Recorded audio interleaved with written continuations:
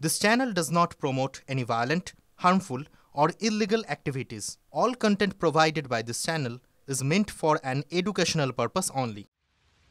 করাচির সঙ্গে জুড়ে যাচ্ছে ঢাকা।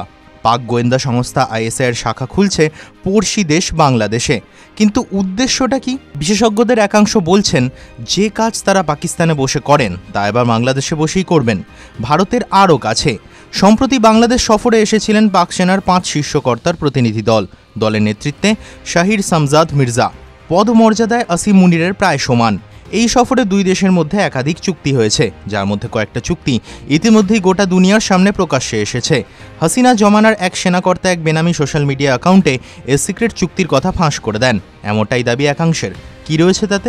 ফাঁস হওয়া চুক্তিগুলোর মধ্যে একটি চুক্তি অনুযায়ী এখন থেকে বাংলাদেশের পাক দূতাবাসে শুরু করবে ডিফেন্স অ্যান্ড সিকিউরিটি অফিস। অবসরপ্রাপ্ত সেনাকর্তা, গোয়েন্দা প্রধানরাই সাধারণত এই ধরনের পদে আসেন। পাকিস্তানে এইসব শাখায় কাদের পাঠাবে? আইএসআই কর্তাদেরই পাঠাবে, অর্থাৎ কূটনীতিক তকমা নিয়ে বাংলাদেশে ঢুকে পড়ছে পাক গোয়েন্দারা।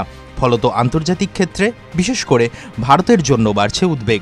বিভিন্ন সর্বভারতীয় সংবাদ মাধ্যম সূত্রে খবর, এই অফিসাররা প্রত্যেকে কূটনৈতিক ইউনিট পাবেন, অর্থাৎ বাংলাদেশে যেখানে খুশি যাওয়া যাবে, যার সঙ্গে খুশি দেখা করতে পারবেন।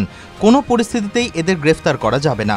ওয়াকিবহল মহল বলছে, এগিয়ে আসছে ভোট, ফেব্রুয়ারিতে নির্বাচনের একটা তীব্র সম্ভাবনা রয়েছে। আর এই আবহে পাকিস্তানের সঙ্গে এত মধুর সম্পর্ক বাংলাদেশের রাজনৈতিক আবহেও প্রভাব ফেলবে বলেই ধারণা।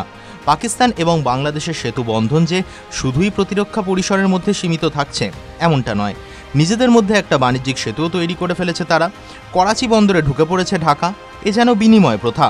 বাংলাদেশ থেকে সরাসরি করাচি বন্দরে জাহাজ যাবে, সেখান থেকে দুনিয়ার 25টি দেশে পণ্য যাবে।